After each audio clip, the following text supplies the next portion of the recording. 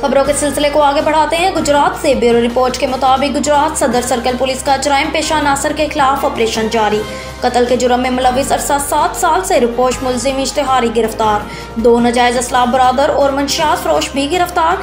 तफसीलात के मुताबिक DPO गुजरात सैयद असद मुजफ्फर की ज़ेर क़यादत जराइम पेशा अफराद के खिलाफ कार्रवाइयाँ जारी हैं।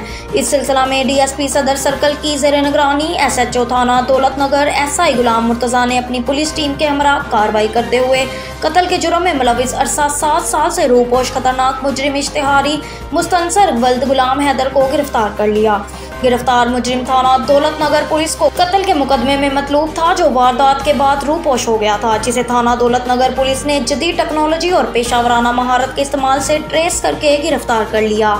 गिरफ्तार मुलजिम की मजीद इंटेरोगेशन जारी है, जबकि SHO थाना सिटी जलालपुर जटा SI अख्तर महमूद ने ASI हसीब असगर और दीगर पुलिस टीम के हमरा कार्रवाई करते हुए नाजायज असलाह बरादर नियाज सजानी को गिरफ्तार कर लिया। मुलजिम के कब्जा से राइफल क्लाशनकोफ बरामद कर ली।